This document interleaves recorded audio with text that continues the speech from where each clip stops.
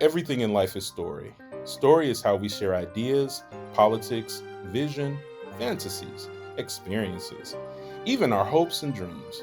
The Gipson Gazette is a podcast show devoted to story. Those we consume, those we tell ourselves, and those told to us.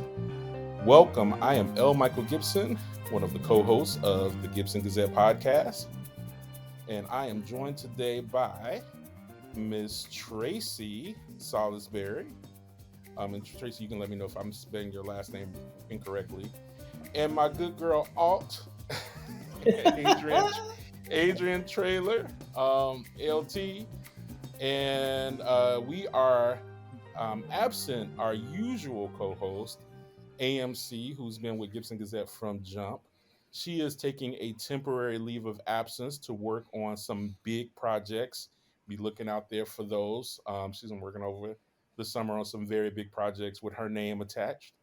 We're so proud of her, but she will return either later this season or in time for season 3.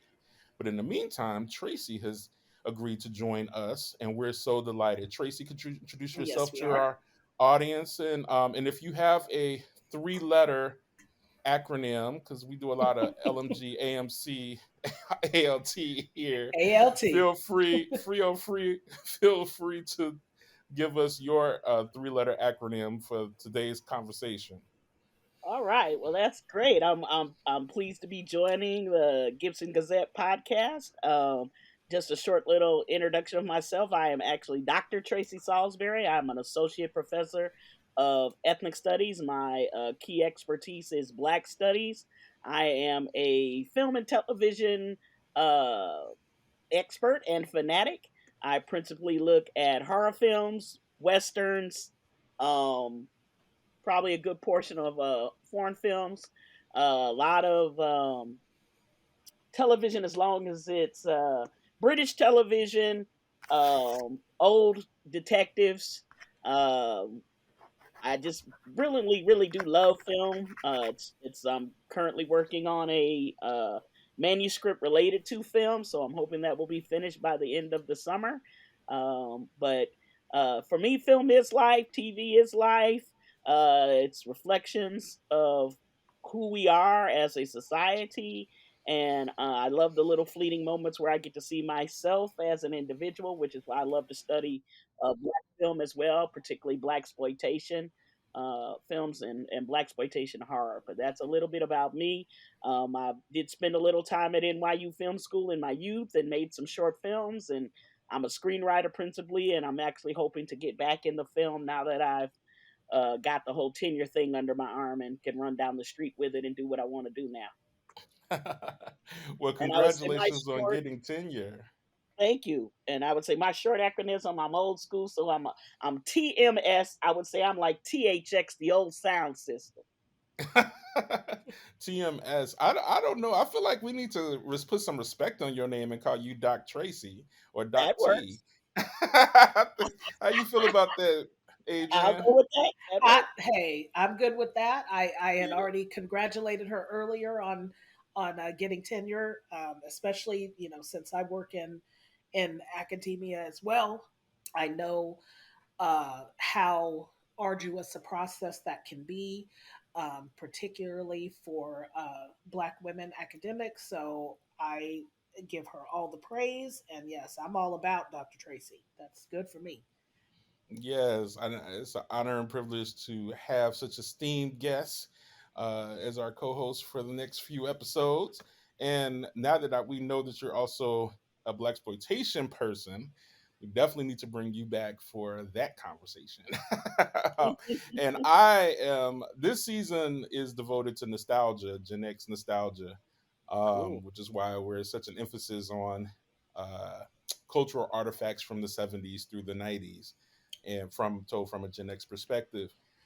However, when we definitely for season 3 needs to have that British show because I am obsessed with all things British detective shows. That's Oh, my obsessed. go-to. I am Look, obsessed. look at I us will all binge. being in the same pool together because I'm right there with you. That is something the three of us definitely share. I Yes. probably binge one of this 4 to 8 episode series at least once a week from either Acorn or BritBox or it's just PBS Masterpiece.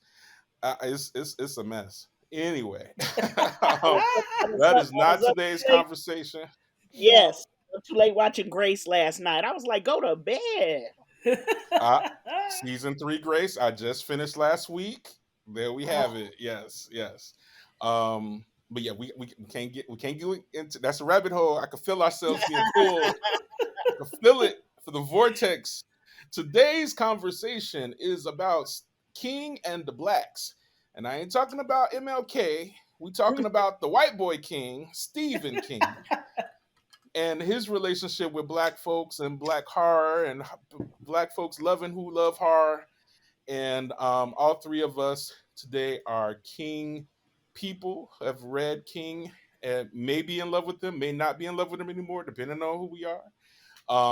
And but it's you can't uh, talk about horror in America and not talk about the impact and indelible mark that Stephen King has left on the culture, on the populace, on film, on expectations of story, of horror story, all of that. So we're going to get into the meat of that. But before we jump into the Stephen King of it all, are there current stories that are capturing your attention that you wanted to make sure our audience was hip to? What you checking out these days?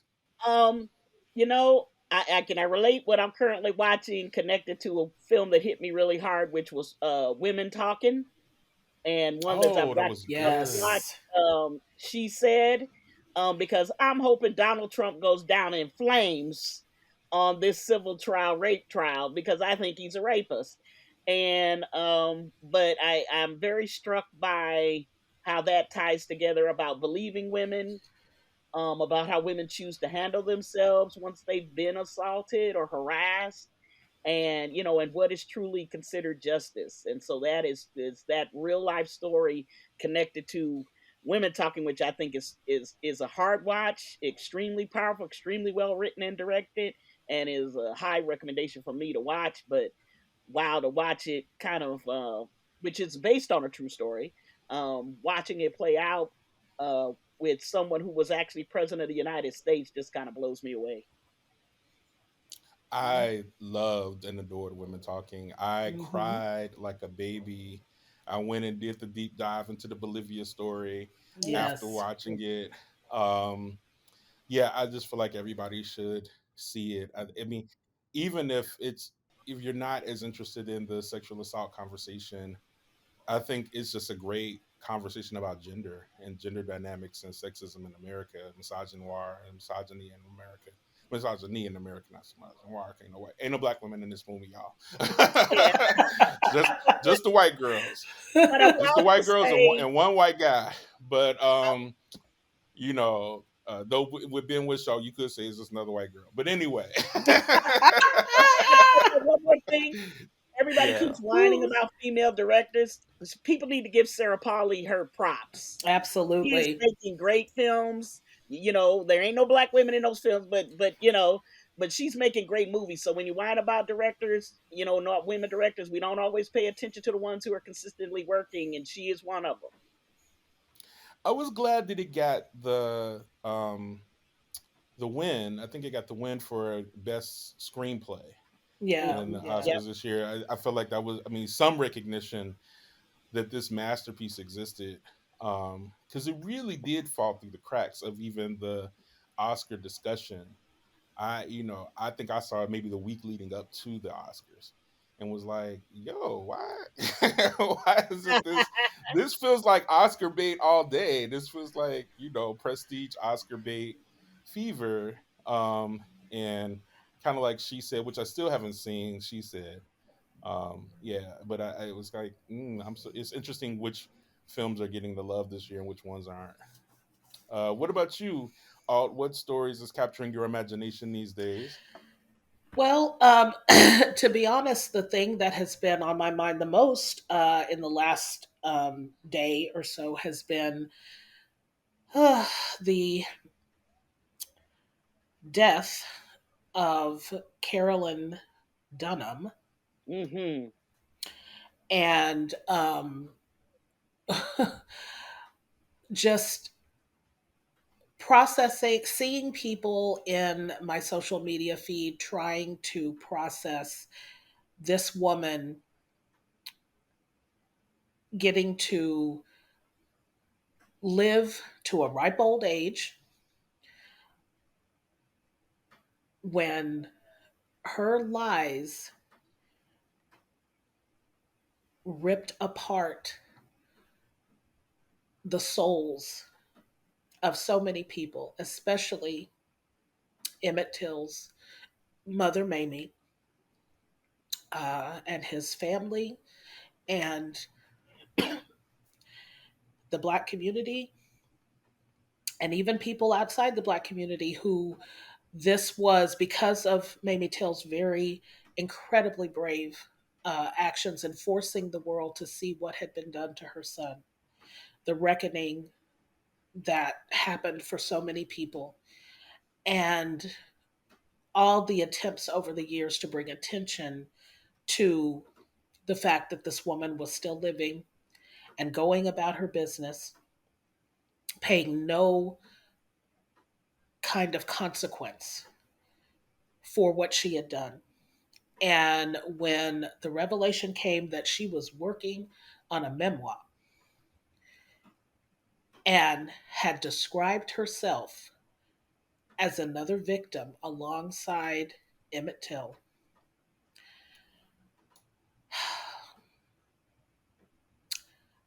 I don't know what I believe about what happens to us after we leave this plane. But I'm just going to say that whatever it is, I hope that she experiences a tenth of what that poor child endured, and that it goes on forever and ever and ever. And that's what I'm thinking about right now. Yeah, I can hear with high emotion over there as well. And for those who may not be as familiar with the Emmett Till story, uh, the woman had accused Till of having made a pass at her.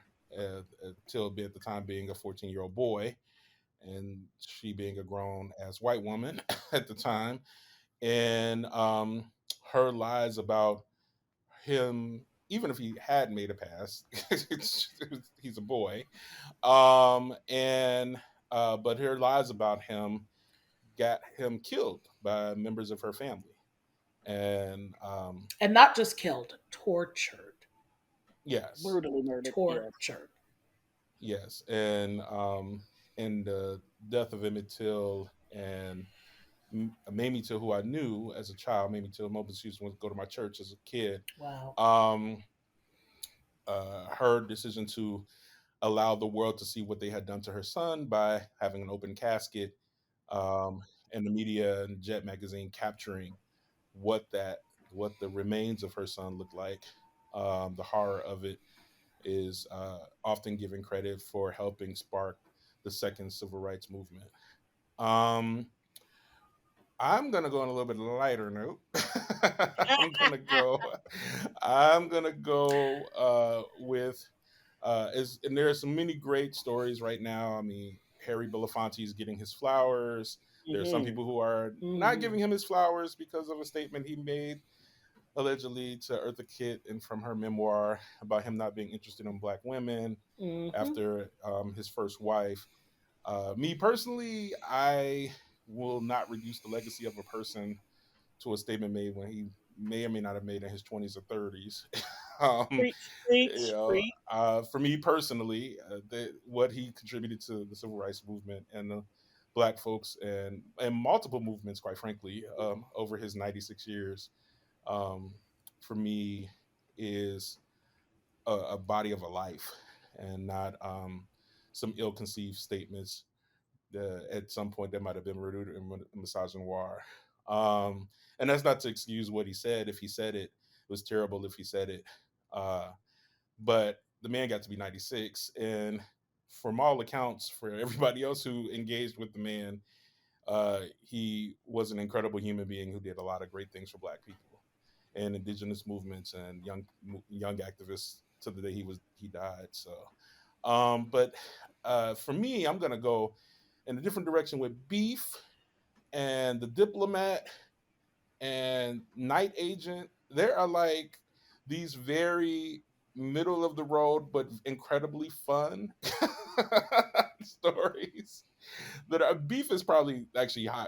Beef, we won't gonna say middle of the road. Beef is, we're gonna almost say it's prestige in how good it is. This is so gritty, um, that these are all three are Netflix shows. They all came out in the last month, and all are highly bingeable. The Diplomat and Night Agent are a little bit more formulaic, but still a fun ride and great acting in them, and definitely worth your time if you're looking for an 8 hour Saturday sitting with some popcorn and ordering some pizza. Any of these three are worth your time. I actually found Beef to be a little too intense for the first few episodes for me to do a binge. I think it took me to the third episode before I was able to sit down and watch the next 5 episodes straight through. It was just so edgy, so anxiety um, building, that it took a minute for me to be able to just relax into the story and these characters. And they all are tapping into different aspects of what's going on in the world. I think Beef has been such a phenomenon because everybody's dealing with some suppressed anger since the pandemic that is being realized in these really crazy outbursts on airplanes, in lines, at grocery stores. Right. Like, it's happening all over. And I think there's something in the zeitgeist that Beef taps into, that we have a lot of unaddressed mental health stuff happening in the world since the pandemic. We've said it before on the show. And Beef is really allowing people the catharsis of seeing their rage get to live out loud in some fresh ways with Asian characters and rooted in Asian culture and a very specific types of Asian culture too, not like Asian generic. So I definitely recommend all three: The Diplomat, Night Agent, and most of all, Beef, for fun rides on your Netflix these days. Have you all checked out any of these three that's been happening? I loved Beef. I feel bad for them that David Cho popped up to be a problem, because I think he's going to be an ongoing problem if they choose to continue the series. I'm Mm, not sure how And he's going to be able to continue, and because that. I haven't watched it yet because of that. I wanted to watch it very much because I'm a big fan of Stephen Yeun in particular. And then that I hadn't had a chance to watch it yet, and then that story broke. And I'm not saying I won't watch it because I've heard nothing but raves about it. But I admit I'm hesitant um, now because of that. Well, Cho is very good in this, but it's hard, and then knowing that what he's now saying is a fable, I'm not quite sure I believe that. Hmm.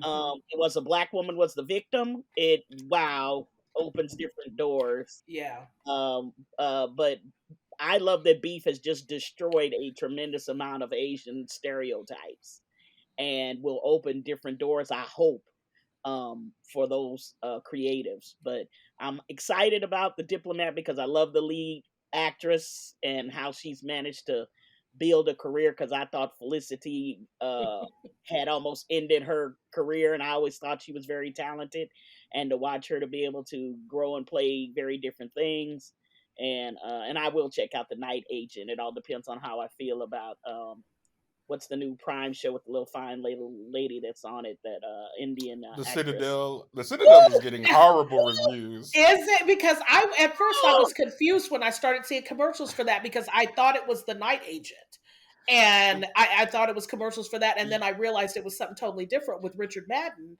But yeah, then I started seeing the reviews, and I was like, "Oh, Yeah, Yeah, you can I be will. forgiven for believing it's the Night Agent because the visuals, the aesthetics of the are similar, but no, the Oh, Citadel that's is the sad. second most expensive TV show ever made, and the reviews are terrible. So So Wow. Amazon's spending a lot of money on making series that are not good.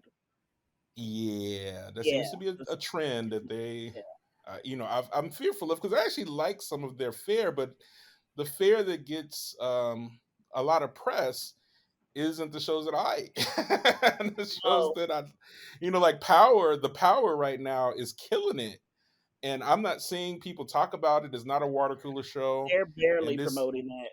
and it's and Is, and speaking of is that women, is that the one with Tony Collette? Uh-huh. Okay. yes, yeah, And Tony I loved Collette. Bosch. Yeah, the Power is a show about teenage girls initially um, develop a new organ in their bodies, which allow them to channel electricity through their body and out of their Hmm. body as bursts. And Oh. there's lots of different ways in which they can transfer electricity as they develop their powers, and they can also give it to other women who are older Oh. women.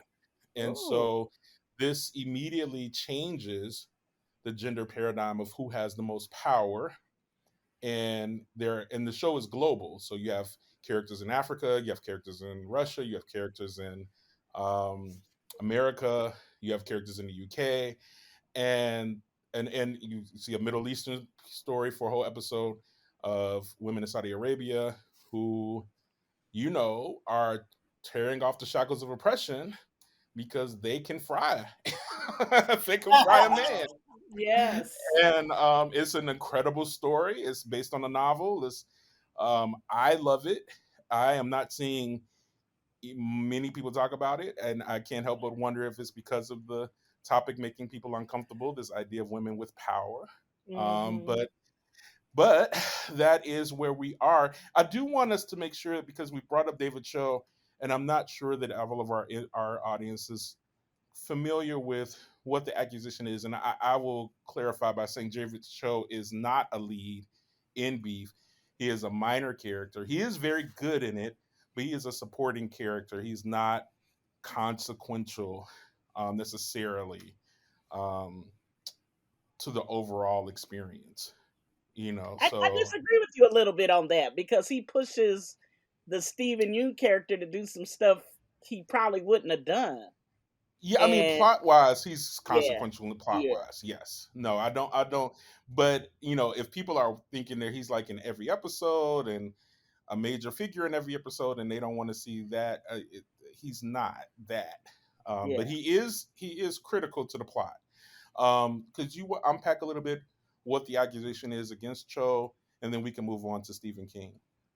Well, a lot of people may not know he's a muralist and he made a lot of money making murals for a social media company and got stock instead of necessarily payment and then sold the stock. So he's independently wealthy. But he told a fantasy story. Well, number one, he's on Ugly Delicious if you watch that cooking reality show or food reality show, and he's made problematic misogynistic comments on that show. But on another podcast, he kind of told a story where he tried to make it sound like he committed a rape, and it clearly sounded like rape. The co-host on the podcast was a woman who got upset with him and said, "This sounds like rape." He didn't back off the charge at the time, but it caused some controversy a few years back, and then it revisited itself when Beef became a big deal, making him, and I agree with Michael, making him a bigger deal than he actually is to the show. Um, and so it put pressure on the creators, and they basically said it was a fabrication. But he says it with so much detail and such vividness, it's very hard to believe it's a fabrication. Or and either way, even if it's the truth or fabrication, why would you even do that? Why would you even say that out in the air? Why is that something you're sharing? There's a illness there either way, and Cho hasn't said much other than an apology, and that took a while to get that. So Hmm. I'm with El Michael. I think he can be canned off the future seasons of the show, and they could explain him away. They could probably even recast the role. I think he's there to be the epitome of what someone who is evil, and that's what his example was. Um, but he could be replaced. But it's shameful because he's really hurting a very brilliant show. He became the sideshow to something. Right. Yeah. And some of the, let me just say that some of the some of the critique has been that it took so long for the creatives behind the show and the stars Mhm. of the show to make any public comment when all of this resurfaced. And then a lot of people are bothered by the fact that they're taking his statement at face value that this was a fabrication, that this was something that he made up, basically like a 4chan troll, Yeah. for the lulz on this podcast, and not really engaging with the substance of how many how many levels of wrong this is, even if it is a fabrication.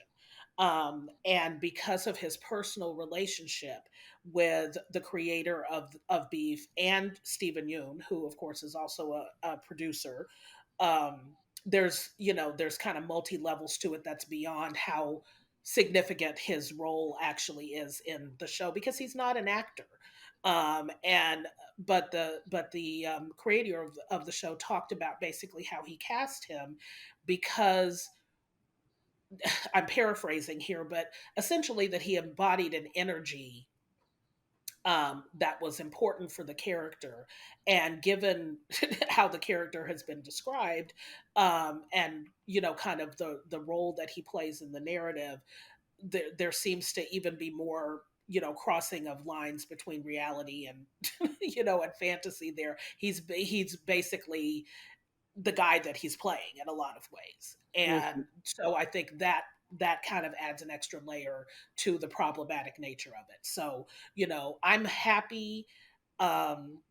Like I said, I've heard nothing but raves, and I very much want to watch it, and probably will, watch it. But I just want. I was given pause because of not only the story, but the extended silence before they were kind of pushed into making a statement about it. I found that bothered me. Yeah, I mean, and I think it's. I mean, I think to Dr. Tracy's point, uh, even if he didn't do it, playing around with rape culture means some ain't right. Yeah, like, exactly. like, What's like, wrong with even if you didn't commit the act, why you playing like that, sir? That's not funny. It's not cute. It's whatever. I mean, he is great in that role, and it might be because he is that person. So, Yeah. like Wow. Point taken. that might be let facts are stranger to fiction. Moving us along though, and for those who uh, didn't know who Doc Tracy was referencing, Kerry Russell is the star of The Diplomat, Thank and you. Kerry Russell also had a pretty brilliant opportunity after Felicity with The Americans, which has gone on Yes. to become like a cult classic. So, but let's move on to the Stephen King of it all, Stephen Edwin Yes. King is a 75-year-old. Can't believe the man. He looks exactly the same as he did when I first saw him on the book cover. 75-year-old Maine based American author of horror, supernatural, fiction, suspense, crime, science fiction, and fantasy. The only thing the man has not written is a rom com. He is described as the king of horror, pun on words, a play on his surname and a reference to his high standing in pop culture. As of 2022, King has sold more than 400 million copies. And you know what, folks? That don't even put him in the top 10 of the best-selling authors of all time, which I was kind of shocked at when I went to look it up. But still, 400 million copies. Many have been adapted into film, television series, miniseries, comic books, operas, plays, musicals. Like there's no end to the adaptation of King's works. He has produced 65 novels, 11 short story and novella collections, five nonfiction works, and seven of those works were under the pen name Richard Bachman. King first quit his day job as a teacher and produced his first novel, Carrie, published in 1974. The bidding war for the movie rights of Carrie helped to make him financially independent very early on, and allow him to write almost a book, if not more than a book a year.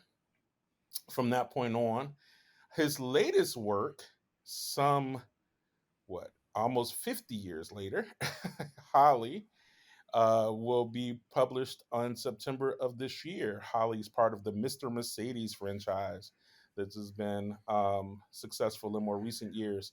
His longest and best selling book is The Stand at a whopping 1,152 pages. Though it comes close at over 1,000 pages itself. There have been some 60 film and TV adaptations of his work. 34 of those, at the most recent count, were films. In terms of awards, there's no end to the awards that he's won: Bram Stoker's British Fantasy, National Book Foundation, World Fantasy Award, Lifetime Achievement, Mystery Writers of America Awards. He has the National Medal of Arts. He has the U.S. National Endowment for the, I mean, by the U.S. National Endowment for the Arts, and for his contributions to literature. Stephen King is more than just an author, he is a brand. So much so that his children had to come up with other names so that they would not be branded as Stephen King's children when they had their own successes. Nod to Joe Hill and his Lock and Key collections. Um, it's the Stephen King of it all. So, if you have, what made you first fall in and then maybe out of love with Stephen King? Well, Who I want to guess take it I'll on jump in. first? Go ahead, Doc Jump, Tracy. I'll jump in. Um, I will never fall out of love with Stephen King. He's your first, my first. He got in that door and he gets me. That's the way I look at it. He gets me. He scared me from the beginning, and he has always managed to maintain it. I've been disappointed on times and angry sometimes with some of the books, and I don't always blame him for the films unless he had his direct hands in the making of it. But the books, yes, sometimes it's been a challenge, and but most of the time it's been a home run for me. And he's someone I love to revisit, particularly the short stories. Yeah, he just is the guy for me, and I just think he sticks with me, and I know he's taken years of criticism and people saying he's not a serious author and he doesn't know the craft, and I think that's ridiculous, and it's good he's lived to 75 to see a lot of people have to eat those words and respect his prose. I know he tends to overwrite, but as a kid who was a voracious reader, I loved that. So no, there's no out of love for me. I will always love Stephen King. All right. And do you remember what your first Stephen King book was? My first book was because I was getting around on my parents. If I got big books, they tended to look at them. If I got paper books, they kind of didn't bother. And so it was the collection of his first collection of short stories. And so when I got a hold of that, um, forgotten in the title is escaping me. Um, Scared the hell Night out of me. And Shift? they ended in Night Shift, It's not yet. 78, Mm. Yeah. 1978. And that has some of the scariest stories he ever wrote. And it scared the hell out of me as a little kid. And my folks were like, "What is going on?" And I couldn't fess up what I was reading. And after that, that just set it off. Anything I hadn't got my hands on by him at that point, I was just determined to get it. And even if I had to save up my own money and buy it on the sly, I was getting Stephen King. But Night Shift was what did it. And then seeing Salem's Lot, the TV series, the next year I was through. I was hooked. Awesome. What you got for me, Alt? Well, uh, I never was in love with Stephen King, so I never could fall out of love with him. Um, but I was a very I guess dedicated would be the word. For a long time. I tried to read everything of his that I could get my hands on. I have always liked his work. Some of it I've loved. A lot of it has disappointed me. I do think, as Tracy said, I do think he tends to overwrite. I admit that some of his longer novels have become a slog to me. So when everybody in my school was reading it, and I tried to read it, and the beginning of it was riveting. But as it continued to go on, I started to lose interest in it. And that has tended to happen with some of his longer novels, The Stand, um, Tommy Knockers, the book he wrote with Peter Straub, The The Talisman. Talisman. Yes. Mhm. um, those were those were a little bit more, kind of heavy lifting for me. But I happen to think I am a huge fan of the short story as a form. And I grew up, that was my entree into horror to Mm, begin with, was reading short stories. Whether we're talking Ray Bradbury, Richard Matheson, Charles mm, Beaumont, even earlier, short stories, M.R. James, um, excuse me, uh, and Algernon Blackwood, some of those classic, excuse me, um, classic weird writers, even Lovecraft. Yeah, even Lovecraft, um, for a while there. And so I think he excels in the short form.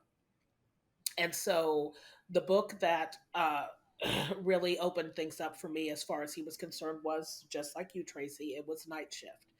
And I think that does. I love I love his collections just in general. I mean, different seasons, and Full Dark No Stars, which is novellas, but they're so good. good. Um, and but the stories in Night Shift were just captivating, and those are some of his strongest, and in some ways most cinematic short stories. Um, sorry. And it has which, many of those stories have been adapted into film. The films often differ quite a bit from the stories, so I always encourage people to go back to Night Shift and read those original stories. Read the original um, Graveyard Shift.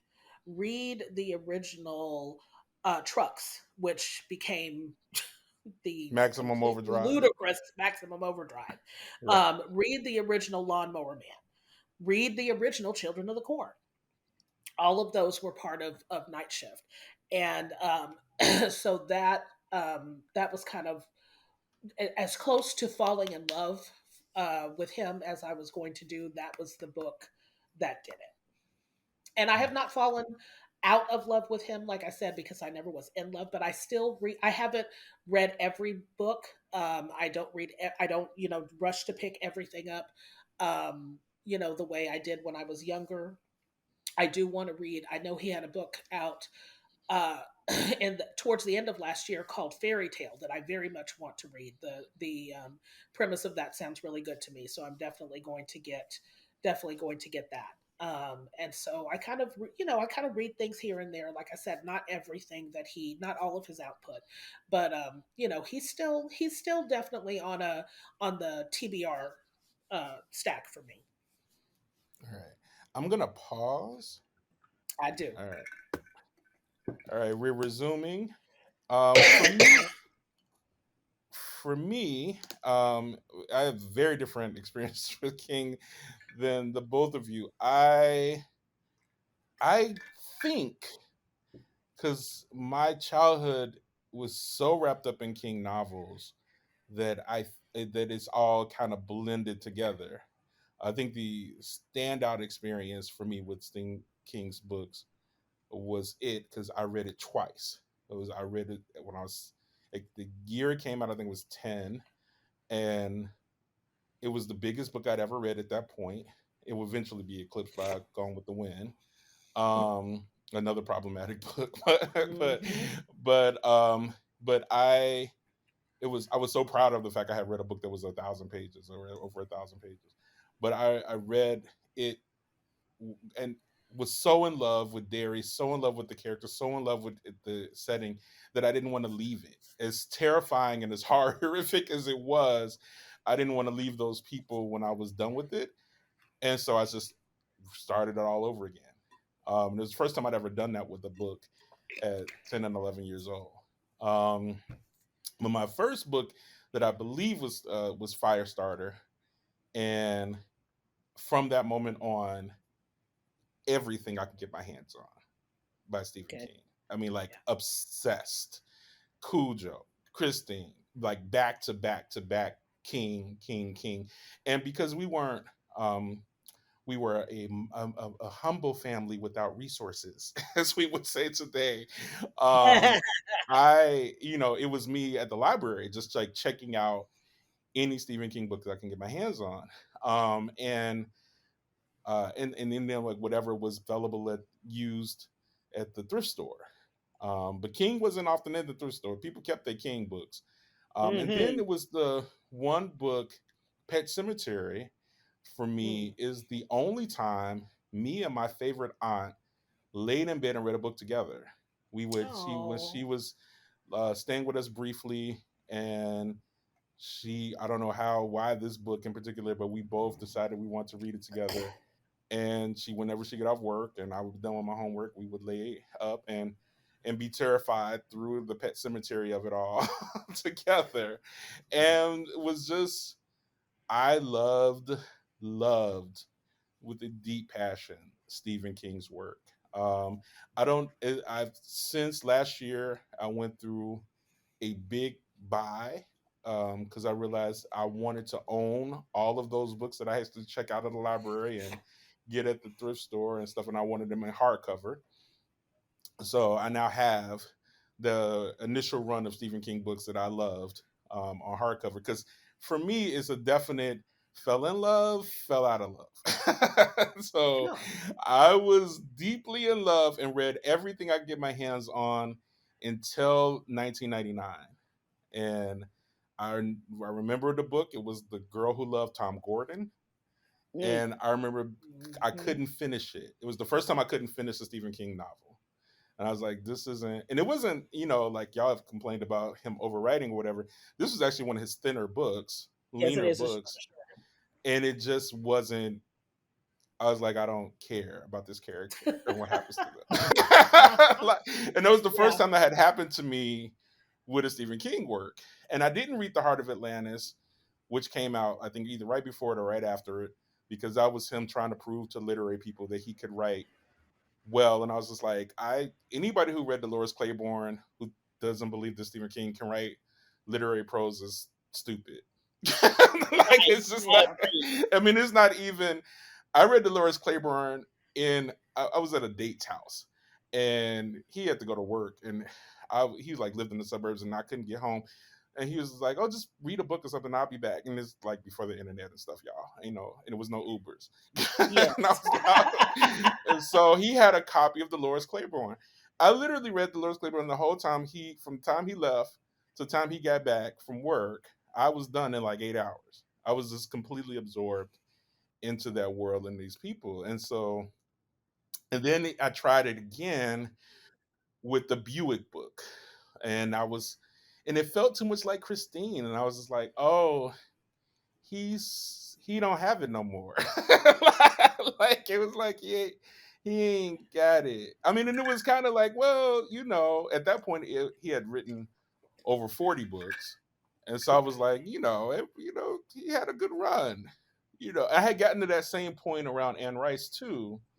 So I was like, oh, this is just what happened. You have a peak. We love your peak, and you're still doing stuff, but it's kind of a rehash of your greatest hits. And so for a while, I didn't think Stephen King, was just good anymore. Um, but I've since uh, been interested in the Mr. Mercedes books because of the TV adaptation was so good for the Mr. Mercedes series. It was such a great series. I was like, I might have to go back and read the book. And then I loved Haven, which was based on a Colorado kid, and that was another like 5 season series. Um, and it was something else, and I was like, oh well, maybe he got it again. So I did buy Fairy Tale on audiobook with the intention of reading it again. So I'm cautiously optimistic. I have, for somebody who didn't buy Stephen King for a long time, I've bought maybe 4 books recently: The Joyland, The Institute, Doctor Sleep, Ooh. and Mr. Mercedes, and Fairy Tale, to see, because all of those have been really well received and have had adaptations or something. And so I was like, okay, well, let me see what's what. But I definitely had a period in which I was in love, deeply in love with Stephen King, and then not so much. So, Because I thought we were picking one of one, but look, I will say this, and where I say you have to give him grace, and it's not about love. He was an alcoholic and a cocaine addict. And when he became sober, the writing became slightly different. yes. And he, I think, got some clarity and wanted to explore some other things. But because he had been so dark, some of the things he did, like Tom Gordon and Lisey's story, seemed off, and not quite as good to me, enjoyable, but also too nearly dying in that hit and run car accident Yes. Mhm. changed him as well. And I think he really started to change his kind of view of the world and weather darkness. And my love of Stephen King was the fact that he could really master the human condition of fear. Because I love reading his introductions to his short stories, and when he said he couldn't sleep with his feet exposed, that was me. And I was just like, yes. And then when he tells the story about the library police, that his son had an overdue Mm. library book, and he said he was trying to convince him to return it. And he was like, well, why? It's just a few dollars. And he was like, no, the library police will get you. And I was a believer in that. I think my thing is, how did you come to King? And I could say I probably read in a row the scariest things he was doing at the beginning. And I know I felt let down when I read other things. So I think it Mhm. all depends, because it's like, I think I went after Night Shift. I think the first novel I ever read was The Shining. And then it was from The Shining to The Stand to It. And then I discovered that he was Bachman in a grocery store. Someone had put 4 stories together, and it was a black cover, and it said, Stephen King is Richard Bachman. Mhm. And I remember reading those, and those were darker than the stuff he was writing as his own name. Yeah. Hmm. And so, when I finally read Carrie and Firestarter, I was kind of like, meh, because that didn't seem as scary to me. Right.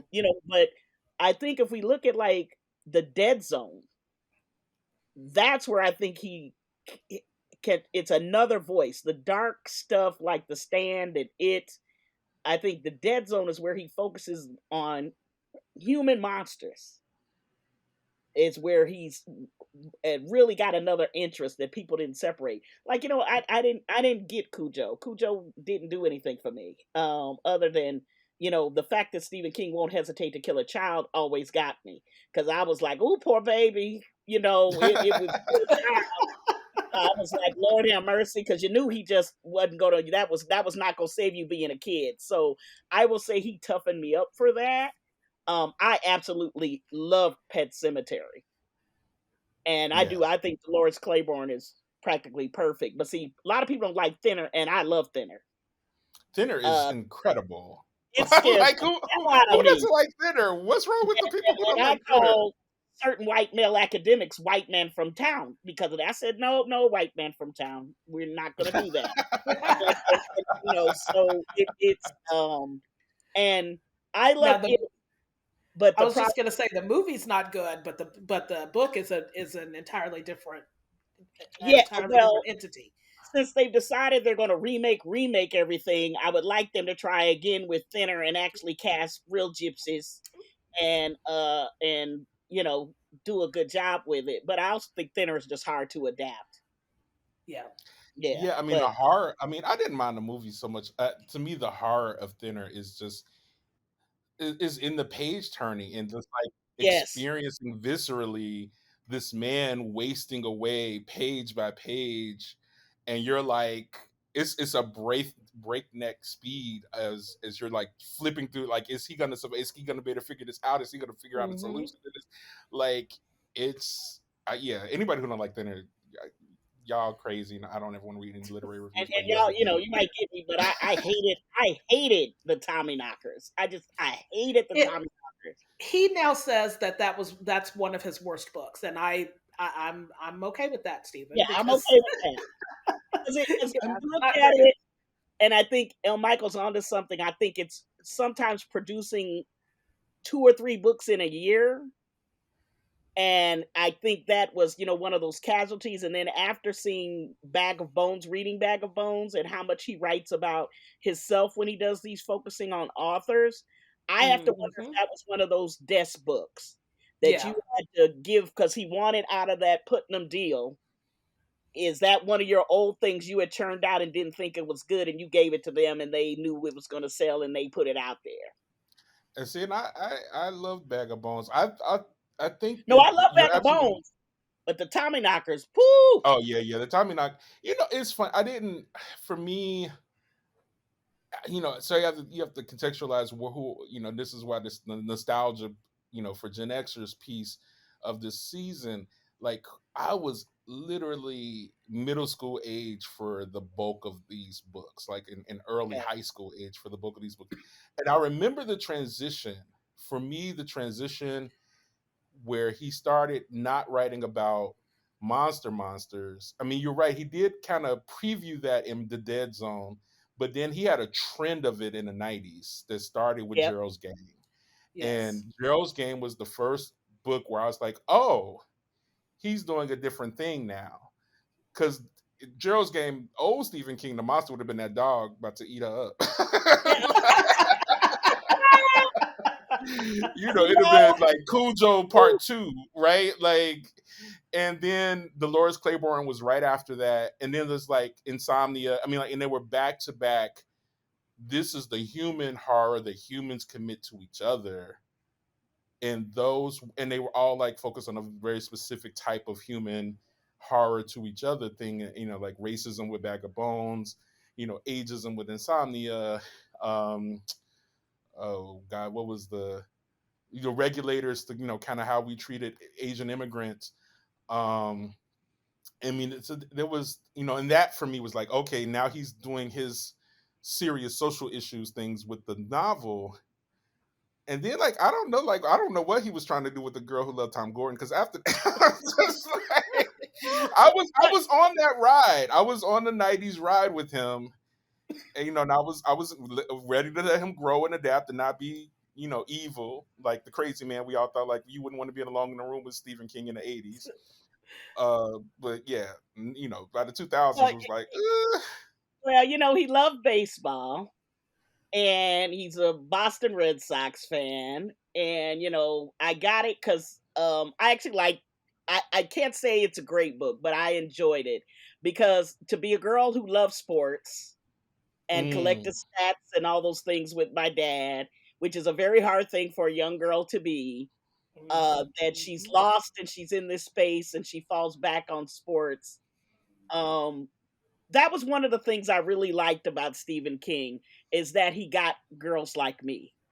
He got mm, tomboys. He got misfit girls that didn't fit in with the crowd, the mean girls or the might be more friends with the boys, which set them apart from the girls because the girls can't figure out how you can be friends with boys. Hmm. And that's what I always loved about it. It's one of the greatest errors, and he's admitted it, of fixing it with it, that what Bev's issue is and how he resolves it is a problem. Oh boy. I wish we could go back and edit that whole section. But up until then, Bev is an amazing character. Um, and he knows it, that was a disaster. But And he we has. gotta unpack the disaster. Okay, Oh so Yes. for God. those who Okay, don't we have know, to. yes, we have to unpack because they short shifted also in the films Well, of and in the course. miniseries. I mean, because how you have a train run on a girl, Exactly. 14 year, the 14-year-old girl in the film, and Say a child. American audiences but they're all children, right? Like this isn't adults Right. raping a child. This is a girl who's given consent to have sex with other teenage boys, and Yep. the With idea about, of it yeah. and the idea of it, I did not get as a kid. I was deeply confused. I was 11, 10 and 11 reading this. So I was deeply confused as how this Yeah. got them out of it. As an adult, I now get his thinking that it could only get you if you were a pure child and the act of sex saved you somehow from Mm. Well, you I know don't it, even it, think it that's what he was thinking. I think for me, the movie, the most current it film, did a better job with it. That right. like a couple of them had a crush on her. They may have all had a crush on her, and they Hmm. admired her, but they knew she was in danger. Right. And so when they pull her out of the sky and put their arms around her, it's more because she is part of their crew. True. And and the one guy who loves her the most, okay, his kiss, I kind of can go with that. But I think it was more that, it's just a disaster in the book that they're having sex. Because number one, I'm with you. I wanted to recommend this book to kids who were my age when I started reading it, and then I hesitate because of that, because I was confused too. I was a late bloomer. I was like, what is this? And it just was too much, and I think he didn't have an idea to give her a power. He didn't have a way to empower her. That's I think what bothers me about it. The I'm sorry, the age. I mean, he's L. Michael is absolutely right. She does give consent. They are all rough. They are all children. They all are roughly the same age. So, but it's I don't know. Even the conception of it is problematic to me. Yes. But it's also the fact that regardless of her giving consent, it doesn't feel like she has agency. Right. And that and it feels to me it feels disempowering. Yes. It empowers the boys and disempowers her. Yes. And so and okay, I know when it was written. I understand. We don't even the language that we're using to talk about this scene now is not language that would have been used at the time. So Right. I'm well aware of that.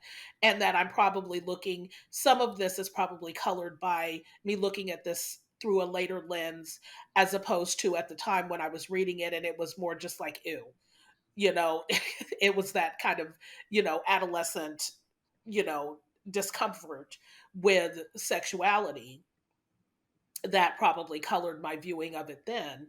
Uh, and now, obviously as a much older person, I'm looking at it in a different way. But that to me ultimately is kind of where I think that Stephen King normally writes women and girls very, very well, as you said yourself.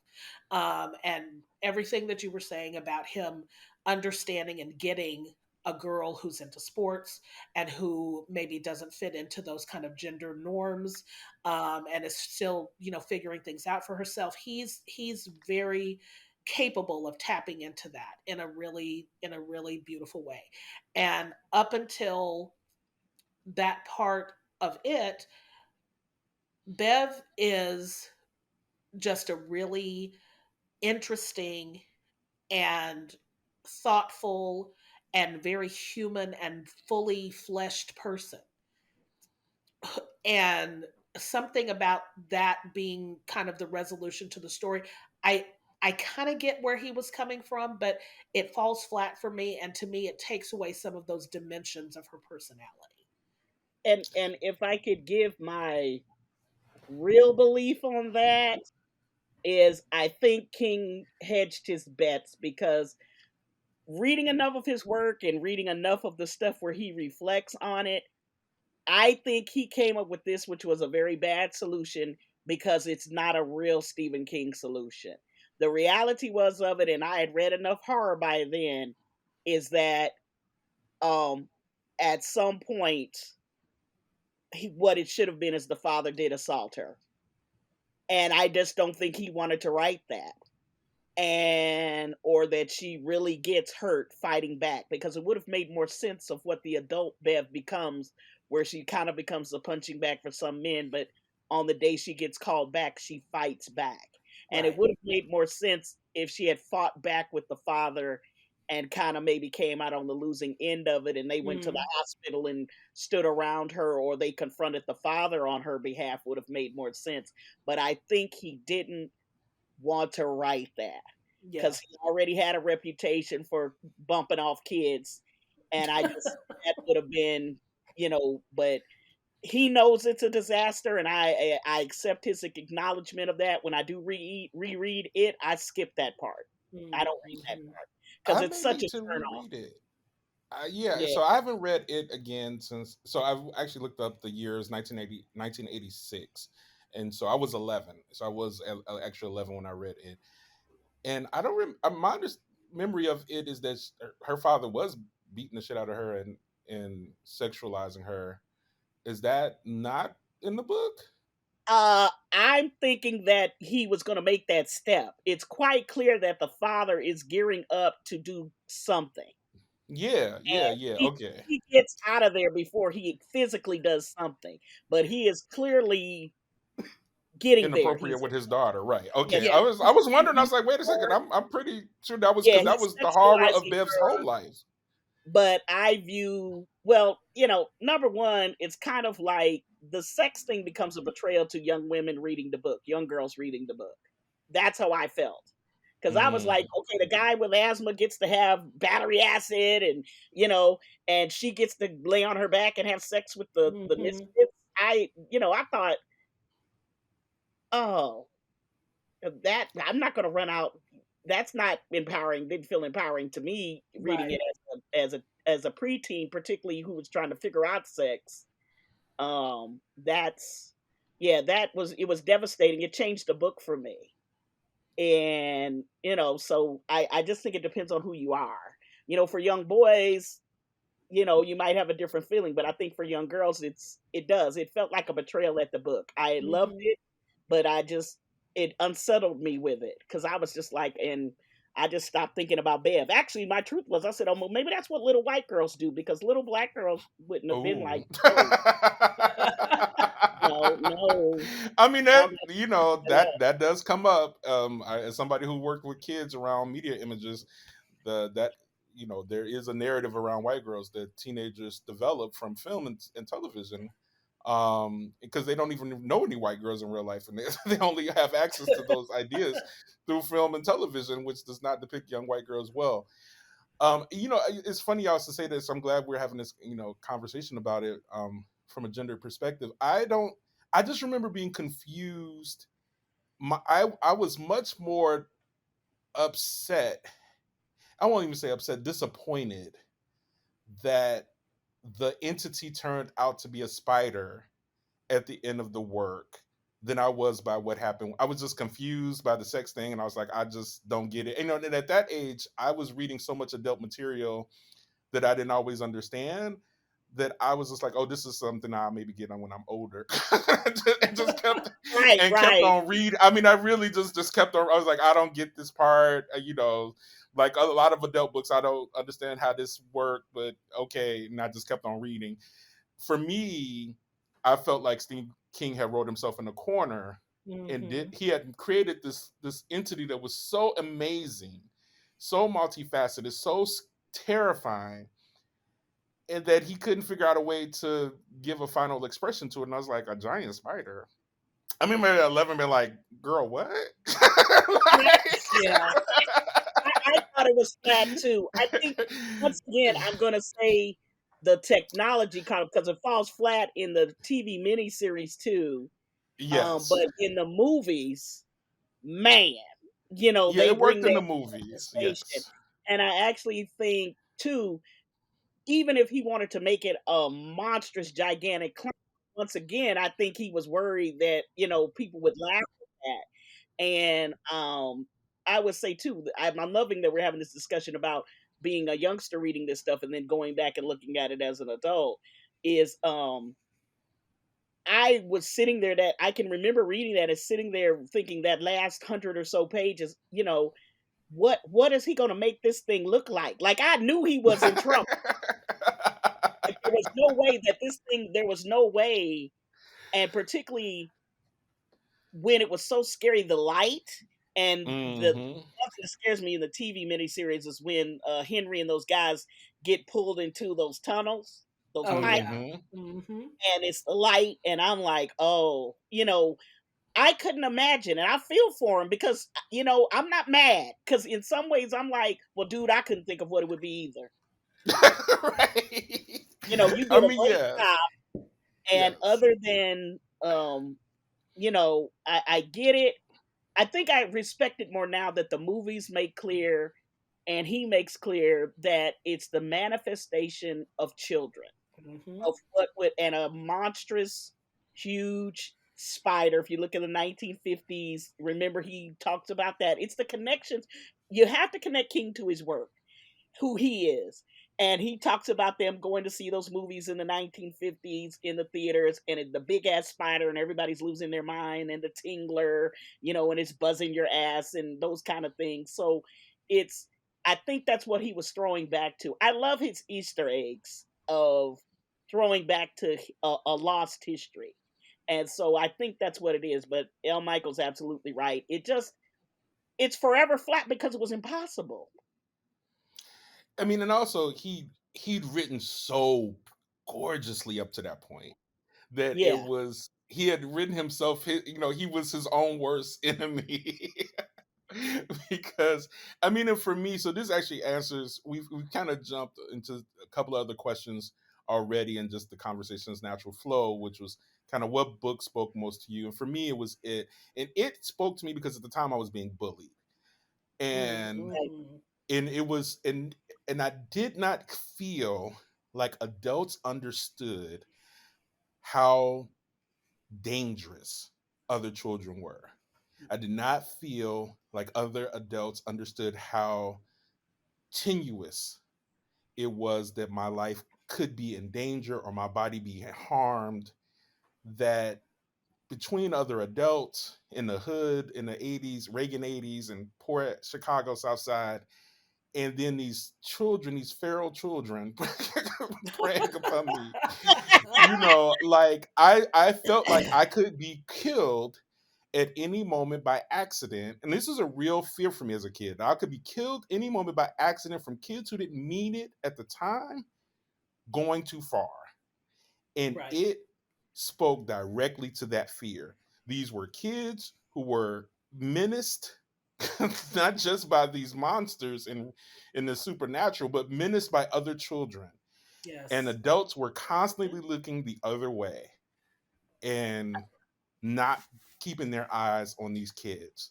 And and that I spoke to me very deeply as an 11-year-old. Yeah. and I really love that, but also the fact that Stephen King got being queer endangered Yeah. you, Yes. and and that there wasn't any mercy, and so if the human society didn't have mercy for queer people, why would this alien being? And and it's really vicious. And so he's turning that lens, and that was early for him to be doing that in the Hmm. 80s. Yeah. And so I respect that, and he allowed people to be. And don't think that it didn't resonate with me that that character was named Adrian. Yeah. Mm. Because it did. you Yes. know and obviously Mike's his I mean we're going to talk more obviously about his how King handles black characters but the fact that Mike is, you know, all the kids in the Losers Club have various reasons why they're being targeted, why they're vulnerable. Mike's is just his existence. Yes.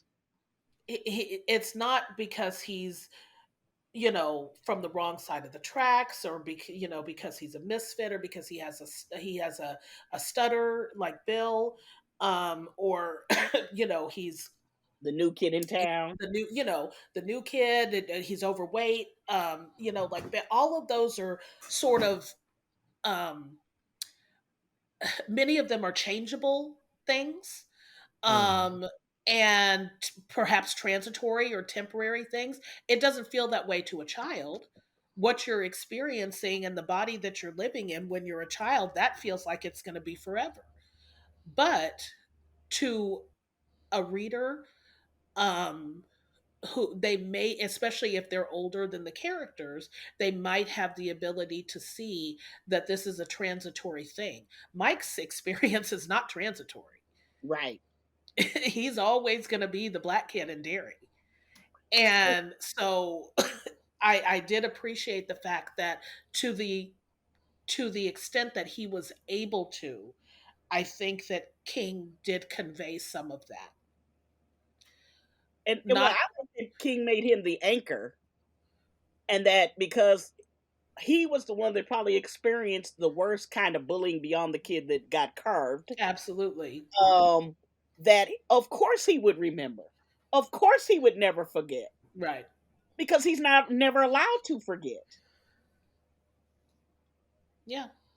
Yeah, but Yeah. I that's Yeah, my beef. If I absolutely. can see them filmmakers of the first movie when they took away Mike being the historian, I wanted I got beef. Oh, yeah. I got beef with that. Yeah, I was pretty incensed Yes. about that. That made me very mad. And they completely Very messed him over in the second film. That's mad. the sequel. I just like you completely turned him, you Halloraned him. And, Mhm. yeah, I thought that was unforgivable. Yeah. So I'm actually going to turn to Alt on this one because this is one of Uh-huh. her questions.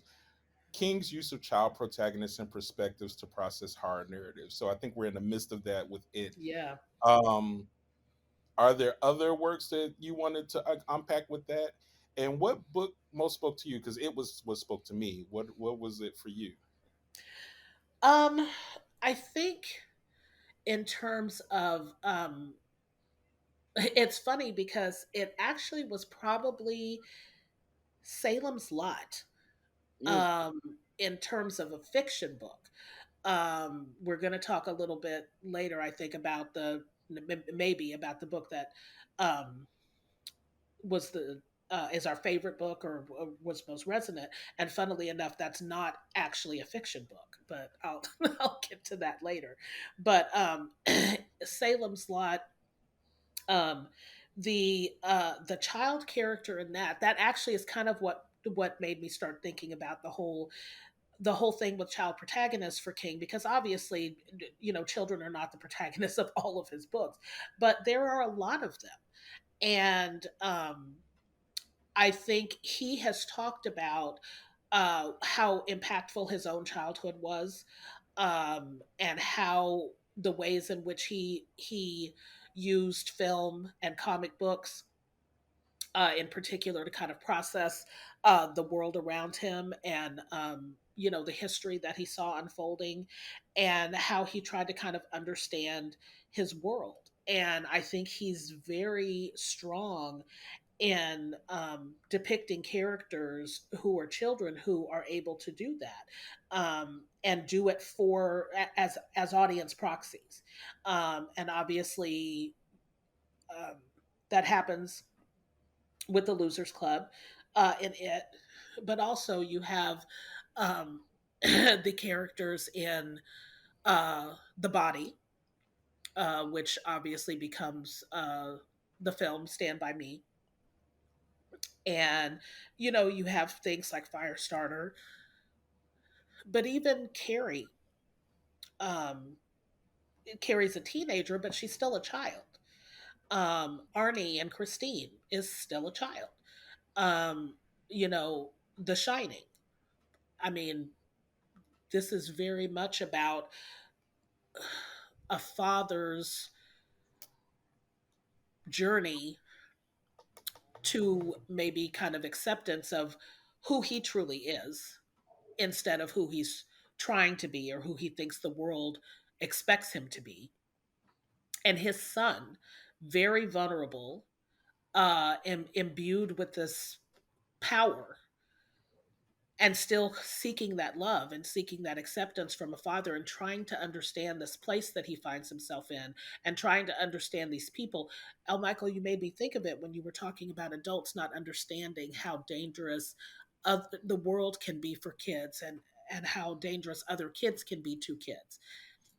And in The Shining, it's not other kids, it's your own family, Hmm. it's your own parent, Mm. it's the person you're supposed to be able to Trust the most. trust the most and look Hmm. to for comfort. And this is the person who you don't understand and who ultimately ends up terrorizing you. And so I think that King explores a lot of those kinds of things through his child characters. And in Salem's Lot, um, there's a lot of young there's, I mean, this one of the central characters obviously is a child, but there's other characters who are children, like the young boy Ralphie, who he disappears.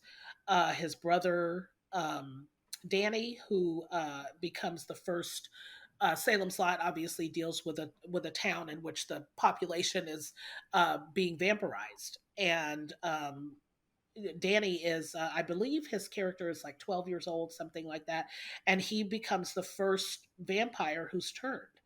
And so here you have a number of you have a child trying to process what's happening to these people in this town, and you have children being some of the most vulnerable characters, um, and that sense of trying to understand what's happening to you, what's happening to the place around you, and figuring out, are there adults that I can trust? Because I can't do this on my own. I can't figure this out by myself. But the the grown-ups are also dangerous. And who can I trust?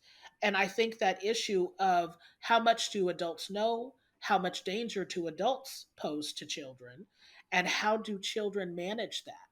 Those are horrific things. That's more horrific in many ways than any kind of monster. It's not, the vampires are scary enough, but the figuring out who you can trust and who is truly an ally, that is scarier, I think, than the actual vampires themselves. Yeah, so it's one That's of the things beautiful. that, yeah, it is. One of the things that came, when I was trying to come up with the intro for this discussion, that I did not know and looked when I was looking up stuff about King, Salem's Lot, The Long Walk, and Firestarter, which came out in 78, 79, and 81, respectively, were named by the American Library Association as best books for young adults. What? I, yes. Like, and so it's interesting that, we all were young in our reading of King, but I would not have characterized King ever as a YA novelist. But I think because, and I don't know if they even knew where to put him back then, but it's not like there was not Louise Duncan at the same time, or Christopher Pike. There were other YA writers writing directly to kids in the horror genre. Um, but yeah, somehow King is named by the ALA as best books for young adults for books that are very, very grown, very adult. Yes. I'm not Um, putting Firestarter with "Are You There, God? It's Me, Margaret." I mean, No. know, Or even or even Lois. So L. Michael just mentioned Lois Duncan, who was one of my favorite writers growing up. Excuse me, but she wrote "I Know What You Did Last Summer," Mm-hmm. or well, my favorite book of hers, a book called "Summer of Fear," Yep. which Wes Craven actually directed Baby, a television version of. baby. Yes. I think that's scarier in some ways than The Exorcist, that adaptation. And so, but her books were scary, suspenseful, um, disturbing, but nothing like Stephen King. I It mean, was he still was in a age whole. appropriate. Yeah, he Still, was in. Yes, this was age appropriate horror. Stephen King was not was Ever. not yo, YA Never horror. age appropriate. and it wasn't But 1 year, right? Like he won 3 years for three but out the of four long walk, years. my God, the long walk is devastating. Yes, yes. This is Yes. people who this is people who called it YA because it had young protagonists, but Yeah. they Mhm. evidently did not actually read the books. Well, but But I I think don't that want speaks. Go ahead, Doc I don't Tracy. want Adrian's beautiful point to get lost. I think one of King's superpowers is understanding that adult trauma can oftentimes be tied to childhood. Hmm. And that childhood is where you still believe in the rules and you believe in good and you believe in evil, where adults are much more jaded about it. And some of his most powerful things that resonated for me, because I was a child that found solace in getting away from bullying with the library and the movie theater. Like apt pupils scared the hell out of me because I was a kid that was allowed to get into any books I wanted to get into. And then when I got a bit obsessive with it was frightening because there was no one to talk to about it to kind of relieve the pressure. I love Mm. the Titanic, the Manson murders, even looking into the Holocaust. I was like, oh God, this is like more than my little young brain can process. And it becomes, you start looking at adults very different. And it is this concept because needful things to me, you got to remember it's like a 9 or 11-year-old boy that starts that chain of disaster in needful things Mm. over a Mm-hmm. Hmm. baseball card. And then when he realizes, he's the first one that realizes the shopkeeper is the devil. Because he Hmm. realized he's been lied to, he's been tricked, and he has set off something. And they couldn't do it in the movies. That little boy commits suicide. And I like Needful Things the movie, but it changes it that was so dark that it's that understanding as children that I was really betrayed and I don't know how to fix this other than erasing myself. So it he Mm. has a very Wow, yeah. powerful way of dealing with bullying, a very powerful way of dealing with childhood trauma and how it manifests you as an adult.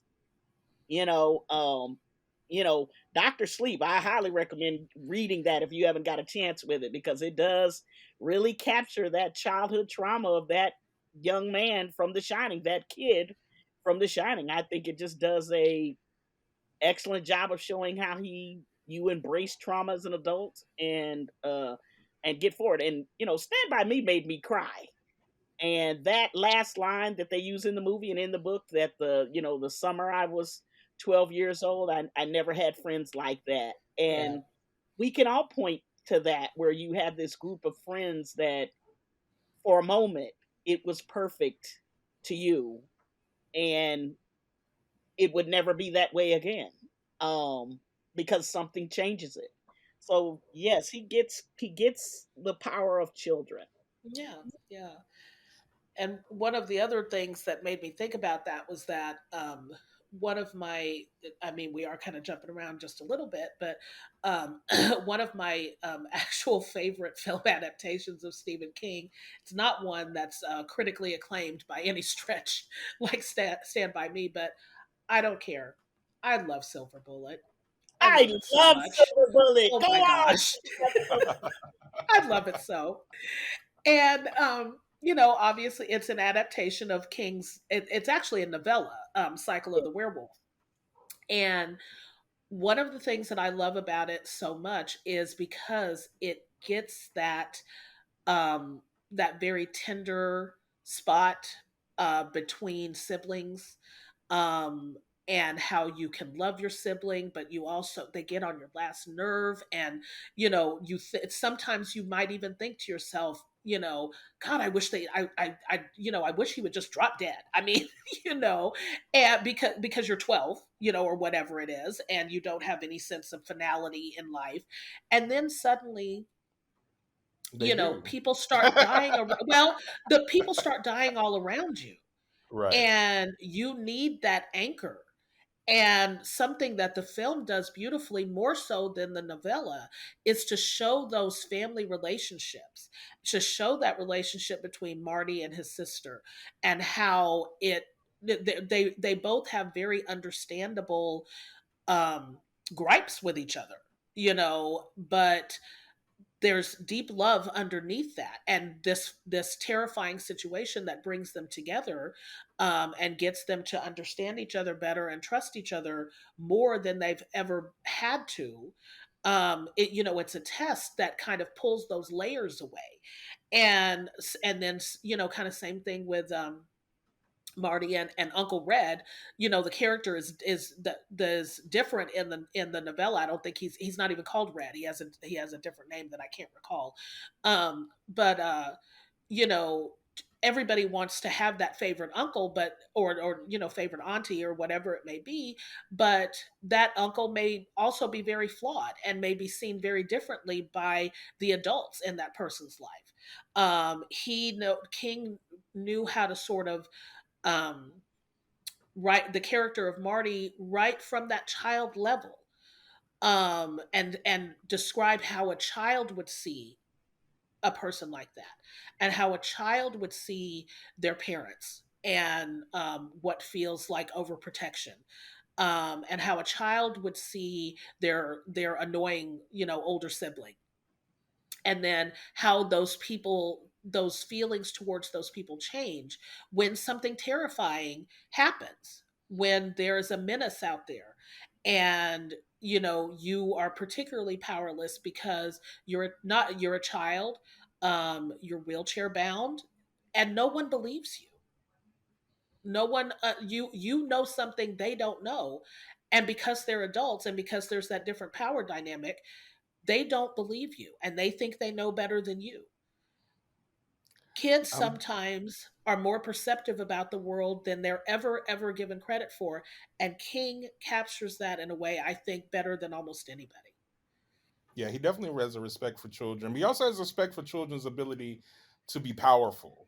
Yes. Because when we get the gifts, as in Carrie or The Shining or Firestarter, Firestarter. Yeah. children are definitely not afraid to be like, you know what? I'm about sick of y'all adults. Yeah. I'm about sick of y'all, and I've had it, and I'm about to let Yes. y'all know that I'm not some weak little thing that you get to do. And as a child who felt very unempowered or disempowered, it there was something thrilling Yes. about watching these children take on these bad adults, who were, and in some cases, not always bad adults, sometimes innocent bystanders who just got caught in the crossfire. But, Yeah. you know, Or yeah, I who think were so. doing their best and just didn't understand. Right, just didn't understand. I'm gonna ask one more question, and I'm gonna say that we're gonna end up doing this podcast as a part one and a part two, Yes. because we Beautiful. still have plenty more to go that we Yes. wanted to cover, and And we're I'm loving almost this. So we're already at an hour and 30, or almost at an hour 30 at this point. So audience, you're gonna get we might relabel this one Stephen King and the Children, because I think we focused a lot more on that this episode. yeah. And then next episode will Stephen King and the Blacks. um for you, Doc Tracy, I don't know if we I know Night Shift was your entree into the world of King. Is that the book that also spoke to you, or was there another book that spoke to you even more so? I'm gonna say because I read it and The Stand back to back. Oh wow, you Um, were a glutton. yeah, big books didn't scare me because see the big book meant I could drag the big book with me because I read everywhere, and I tend to Mhm. burn books really quickly. It's like people messing with Judy Blume. I'm looking around like, I could read Judy Blume because I wasn't in the mix. I wasn't doing the Gossip Girl thing. There was stuff. I Mm-hmm. played sports. I was a tomboy. I didn't fit with any of that, but I wasn't a person they often targeted because I was quiet. And Mm. and I didn't play that game. If you got in my grill, I was fighting. And I didn't care about going to the principal's office. So, my thing was I would go sit somewhere and read. So it was nothing for me to burn through those kids appropriate books. So when Stephen King came along, I felt like I was being treated like the adult reader I was. So, but those the It and Stand, some of the things that, I was like, God, this guy's mind. I do think, yes, you're right. The idea of being in a room with him would have scared me at the time. But it's just the little things about life that he captured. Like The Stand, I can't stand the mama character. I know we're not going to get into the black stuff till later, but I can't stand that. But it was the way that he captured fear for me. The Shining, the hedge animals. Oh God, nightmares. The guy being trapped in prison in The Stand, and he's calling out for help, and then he realizes, do I really want whoever's going to answer me to answer me? And then it just I used to be the kid that loved to see the little paper boat go down the gutter. I never did that again after it. Stephen King had things that made me, I would never do it again after that. Because I was just kind of like, yeah, because I was a kid, I didn't mind exploring. I'm not going down under no bridge or underpass. I can tell you a funny story to Stephen King. When Nightmare on Elm Street came out, I was I think a freshman in college. I could not get any of my friends to go because there was no publicity. No one knew this was going to become a phenomenon. So I went by myself, and I'm in this small college town, and the bus stopped running, which I didn't know, at 8:00. So I had to walk back in the dark. And there comes this railway trestle that is pitch black. And it had pigeons, and you could hear the pigeons, and it stank. And all I could think was Pennywise is going to be waiting on me when I have. And I was 18 years old, and I remember I said, I'm just going to close my eyes, and I'm just going to run as fast as I can through this 50, 75 feet. And I never forgot that. I said, I cannot believe, I do not like clowns. And I literally will leave a space. I don't want to see you. I don't want to, don't come up to me. I do not like clowns. And it is, I blame it on Stephen King.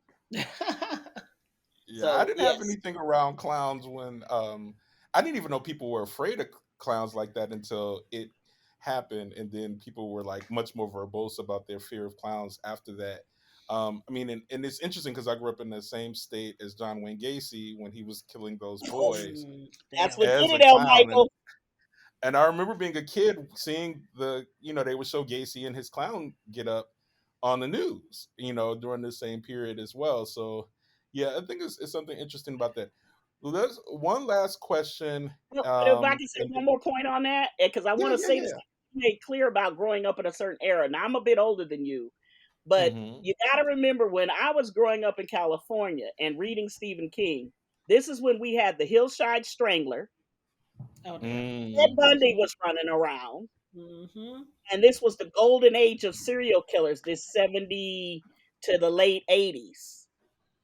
And in California, in the Manson thing, Stephen King woke me up to pay attention to detail. And I remember reading Helter Skelter and how they almost missed getting Manson that night, and how they missed him because he was so little. He fit himself under the sink cabinet. And the only reason I caught him is a policeman did one more look through the house, and he saw this strands of hair on the door. Wow. And he opened the cabinet, and Manson was in there. Otherwise, they would have missed him, and he would have got away. And so reading and true crime, reading about Gacy, and that Gacy scares the hell out of me. And so it wasn't a far leap for me with it. And I thought, wow, Stephen King, you just wrong for this. You know, and for me as a kid, clowns were just done. They were just done because I just remembered that sinisterness of it. They would never be something cute to me. I'd never wanted to go to the circus, Barnum and Bailey, none of that. You could forget it. If they had a clown at a kid's party, I'm going inside. So it just, yeah, yeah. I mean, and I think context is everything. I don't know that younger audiences can appreciate that. King was writing these books at a time in which Reaganomics was happening. Hmm. We were having a comic book superhero renaissance. So people with special powers was in vogue, much like it is now.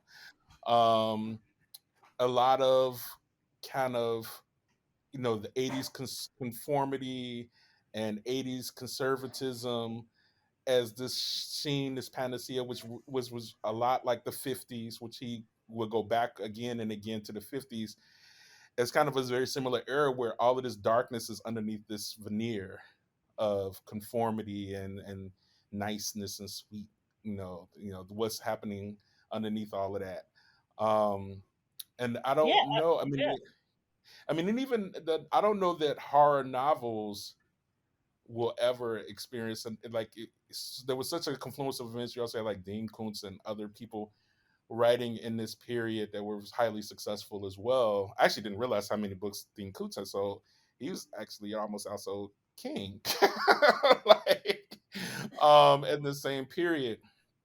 But I think, yeah, I don't know that we'll ever see the horror novel be as beloved as it was during that period again. I mean, like, and so much it was our responding to what was actually happening in real life, and But getting in King novel was like a roller coaster of control. Like we could control this book, right? We could get off the roller coaster. but El Michael, were you a latchkey kid? Because see, I was a I latchkey was, kid. I was a And latchkey so kid. that was, and then, it's hard because it's hard for me with my students to put it back into context.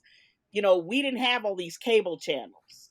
No. And my mom was like, you better do your homework and I don't want you on that TV till I get home. So, reading was the escape. And I don't think, when you tell them like we had Z Channel and On TV, and they're Yes. like two things. And and then that was regulated. And so and also we still did things that were considered safe that nobody would do now, like trick or treating by yourself, Mm-hmm. um, walking home by yourself, going to the liquor store to get a piece of candy by yourself. Would you let kids do that now? Would you let them go to the park to play basketball or baseball like we used to by ourselves? There's things in Stand By Me that, yes, are set in the 50s, but we were still doing in the 70s and 80s that Yes. y'all don't get to do now. I mean, and also that they didn't. There were literally hours a day where your parents didn't know where you were. Yes. like and did not, like, had no idea where you were, and as long as you were home before the streetlights came on, Right. But that's the or whole thing. They didn't yeah, want you underfoot until then. So you right. stay. I know my mom used to tell me, you go do something and stay out. Go you know, outside. go outside. And and yeah, come back when it starts to get, when it starts to get I dark. mean, and I'm also a city kid, so by middle school I was fully versed on public transportation and knew how to get all over the south side of Chicago and most of downtown on public transportation You a by superhero for 10, that, 11, Lowell and 12 Michael. year. I mean, and that You was, but that was also just I mean, all my friends did too. Our parents worked. Our parents worked, and they couldn't afford childcare. Yeah. And so, like, there, I had childcare up until about 10. Like, to your point, it was like, at a certain age, my mom was just like, "Here's the key," and I was around fifth and sixth grade. And so, but before that, I went to a babysitter's house. But after that, there was no more. My mama couldn't afford the babysitter, and no and cell so, phones and no and there wasn't beepers any cell phones. and There wasn't any beepers, yeah. and We had so, walkie yeah. talkies a couple of times, but they only worked at a certain range, and your But mom so didn't know there's nothing about that. Yeah, so I think environmentally though, there's also kind of like there's a lot. I mean, I can imagine what it was like to be a parent in that era too, because you're.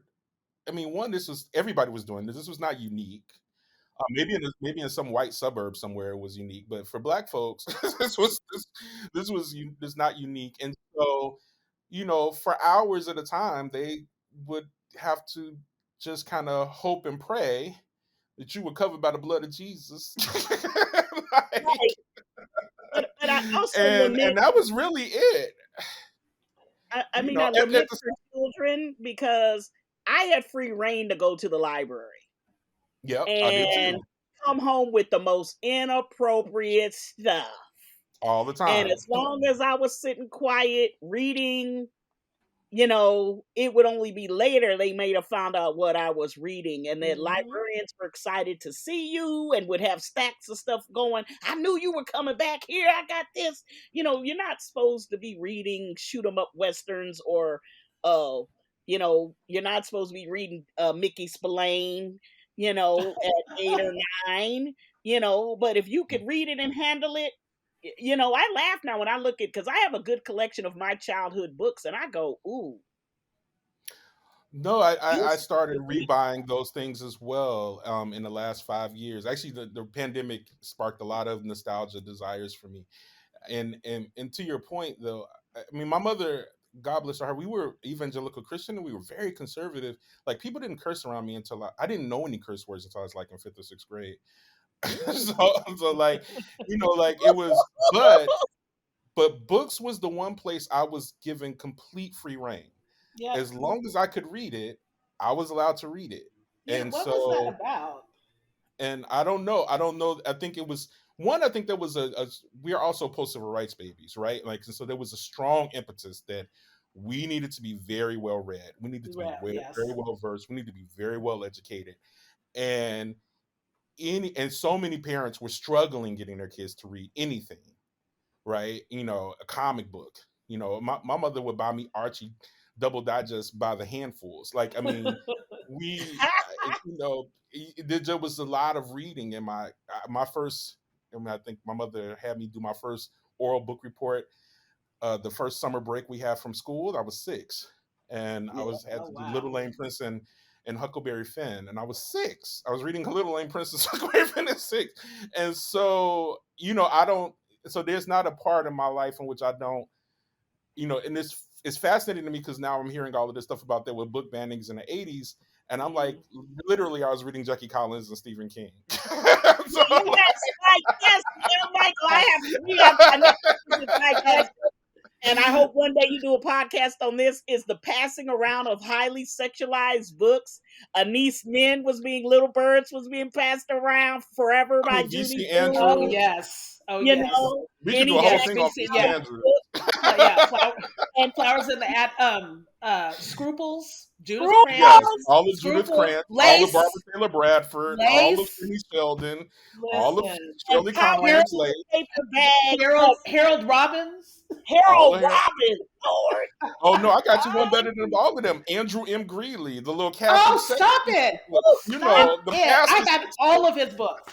and all of those bodice rippers, like yes. from slavery that had the slave master in love with his mulatto slave. I mean, and everybody had some auntie, godmother, somebody who had Harlequin romance novels Yes, by Yes. boxfuls, and and you can get through those in an hour and a half. I we were mean, like bus ride literally, home. True. We had the bus But ride home. anyway, We had one girlfriend that could collect the books that might get you in trouble. She put them in her backpack, and she said, my dad doesn't check. And then she'd deal them out again when we were riding home on the bus the next day. And you could read as long as you got to your stop. yeah, I Yeah. also think that that's also a big part of it too. I was on public transportation a lot, and so those are hours and hours spent reading. Because I mean, like it was road transportation situations for me.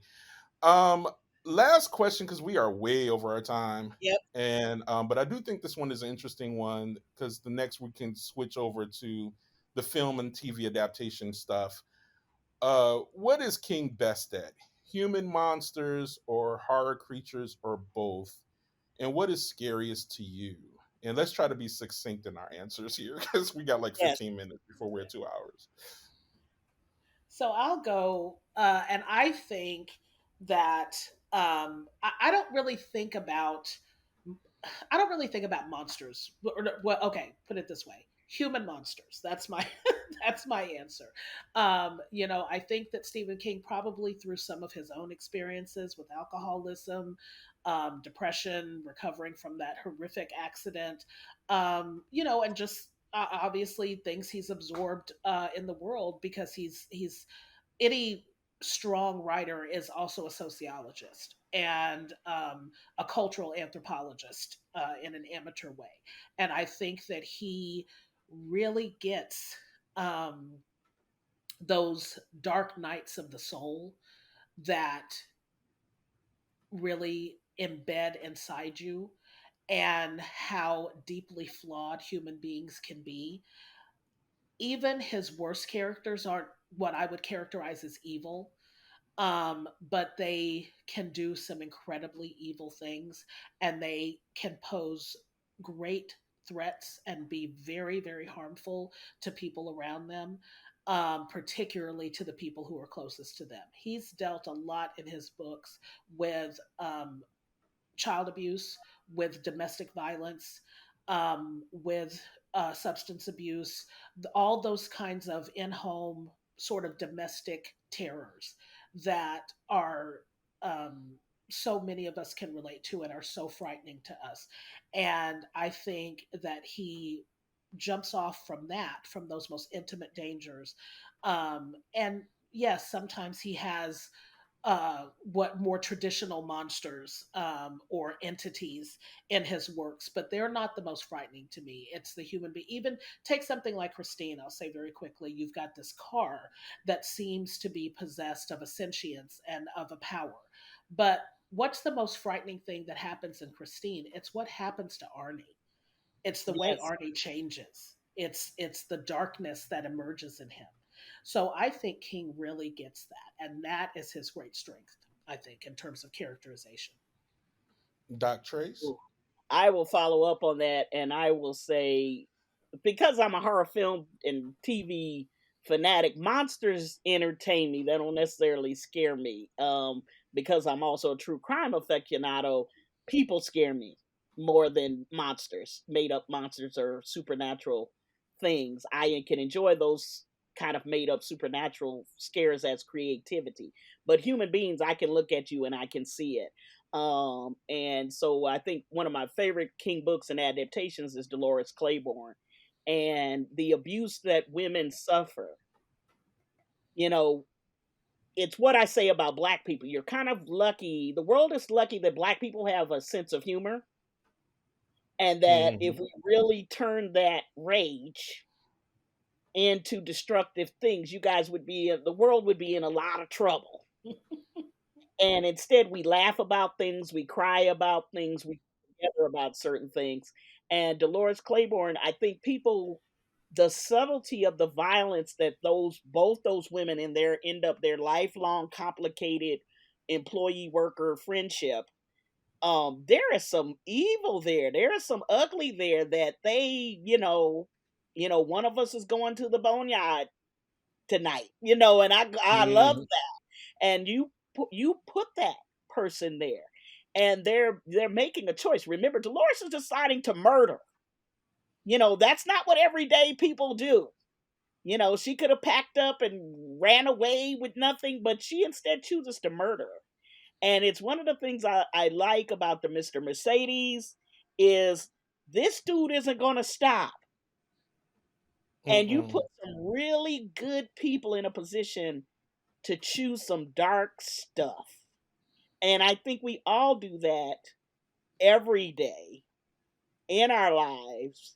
And it all depends on, because the graphic artist and great graphic novelist John Jennings says there's always a price to pay. And that has really resonated with me. And I think with King, it depends on how far you end up going.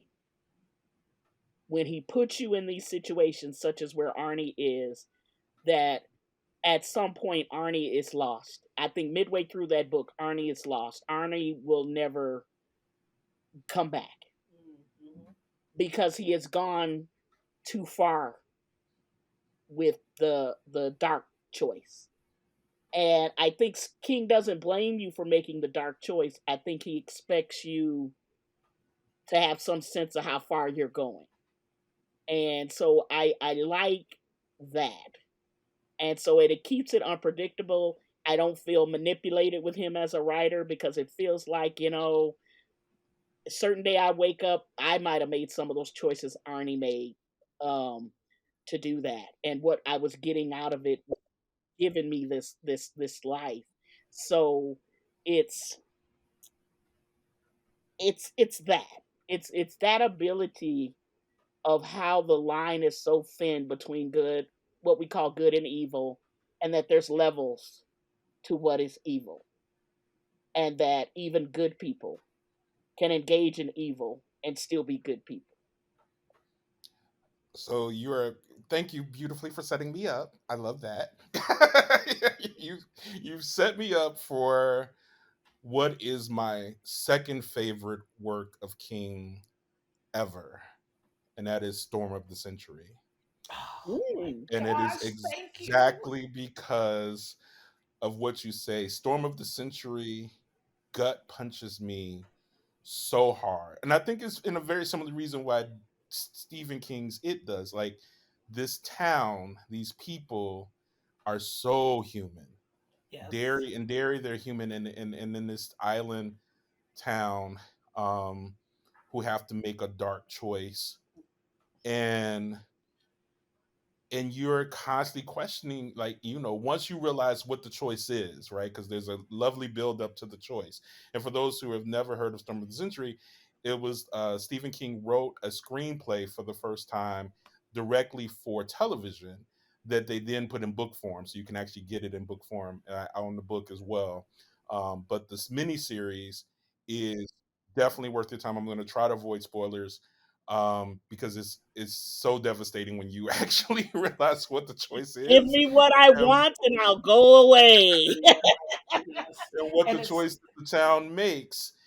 But it's exactly everything you've all said, right? Like that, Terrence says, "I'm a human being, therefore there's nothing that can happen in the world that is human that I am not capable of." I'm paraphrasing, but and King understands that truth. There is nothing human that we think we are not capable of that we are actually capable of, if put in the right set of circumstances, if set in the right pressure points against us. We could become Arnie. We can become the town that makes the choice around children. We can become, you know, um, the girl that slaughters everybody at prom, right? Like, yeah.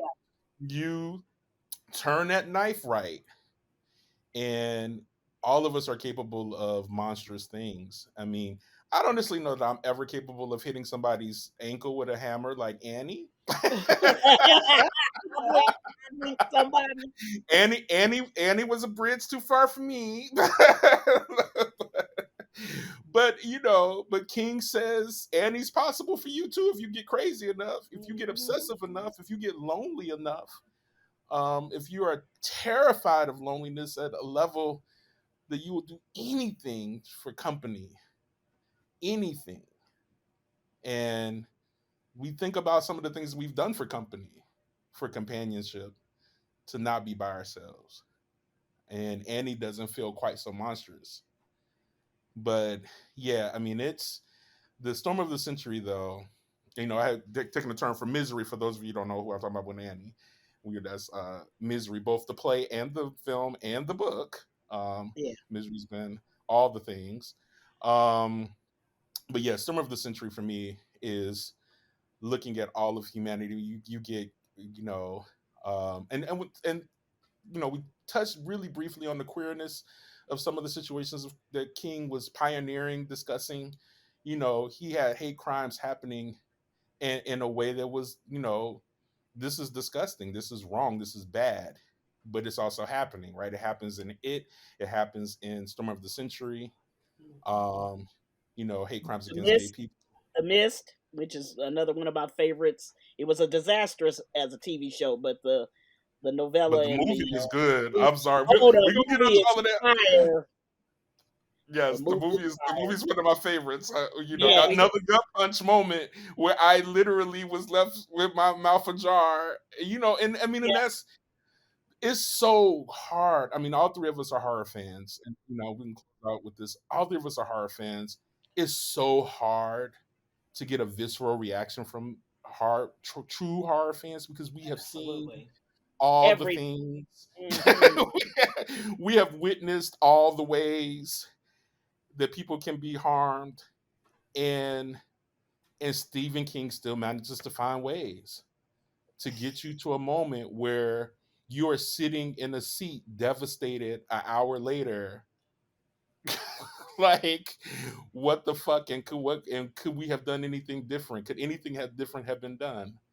I. Yeah, yeah, go ahead.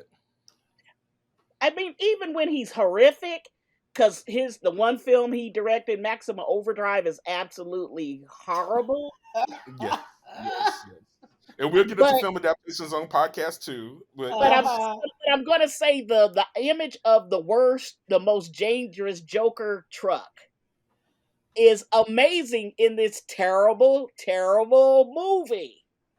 And yes, it's like, to be something, even when you're horrible, even when you're campy, you still manage to find at least one thing that people are like, yeah, that movie was boo boo, but if I saw this Joker truck on the highway, I'm pulling over. You That's know, true. That and that truck is that's the only scary thing in that in movie, that movie, besides how bad some of the dialogue is that freaking truck. right? Because I didn't like In the Tall Grass either, but I ain't going into tall grass neither because no. you can put something in there. Yeah. Yeah, I So don't. Yeah, we can get cornfields, tall grass. I'm not going On anywhere tall where I'm going to grass, lose my sense of direction. Period. yes. White cell folks seem phones to on the love going moon, into places where they lose their sense of direction. I don't not know what that's going into about. lakes on little Mm-mm. rafts, not Oh No, doing God, no. Oh, not oh doing none of yeah. no. that. Yeah, he just ruins things, Yes. but in the most giggly way. Because I have found myself giggling in certain scenarios that bring him back, and that's where I'm thankful for Stephen King is that Yes. he has given little giggles for things. Like I said, if the feet aren't covered, we're gonna have a little giggle because we gonna do that. And every time I get a notice from the campus library that I got they books that I've somehow had forever, I say, "Ooh, I wonder if they're gonna send those library police." It's something. Old houses, and I got to go to the Winchester House, and all I could think was Salem's Lot. I was just like, let's get up out of here before somebody come knocking on the glass. So it's yes, you have given something that is a gift to a horror fan. Yes, you've actually scared us and Yes, made us think forever, and forever. All forever. right, folks. We will return with part two of this discussion because we ain't even get to the black folks of it all. We touched on some things here and there, but we're on our next conversation. We'll discuss the best and worst of Stephen King's TV and film adaptations.